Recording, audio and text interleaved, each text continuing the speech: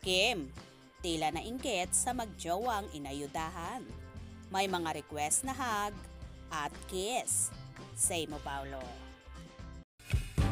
I'm overheated, can hardly sleep at night, doing crazy dreaming. You're the reason why.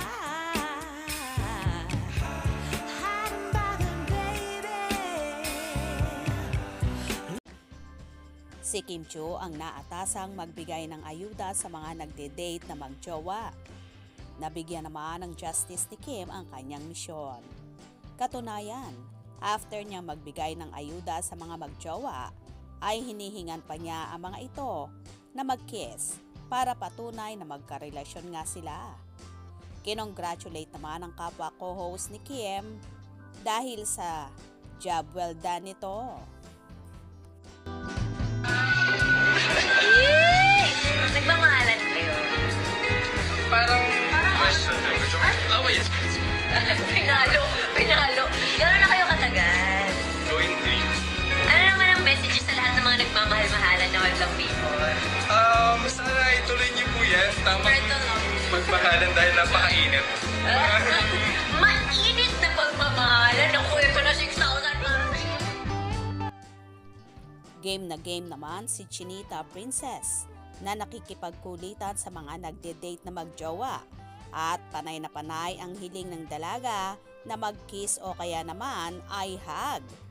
Humingi din ang actress ng mga payo sa magjowa at ayon pa nga sa ilang magjowa na naayudahan niya. Dapat daw ay palagi pa rin nagde-date para mas lalong uminit ang pagmamahalan. Kung saan nagtititili pa si Kim at tila kilig na kilig sa magjowa. For sure naman ginagawa yan ni Paulo para kay Kim. Hindi pa mantahasang umaamin sa publiko ang Kim Pao sa kanilang estado ng relasyon. Pero mas marami ang naniniwala na totohanan na nga ang pag-iibigan ng Chiu Pao, kung saan malimit silang namamataan na magkasama. At si Paulo ay malimit ding nasa afternoon show na It's Showtime, kung saan inihahatid sundo nga daw ang dalaga.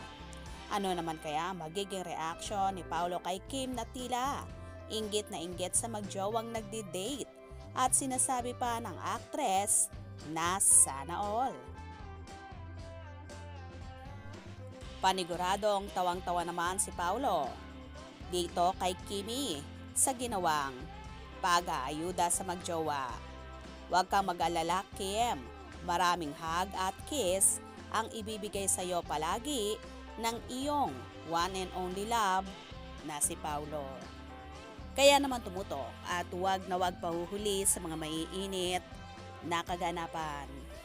Anong inyong magiging reaction sa bidyong ito? Comment below.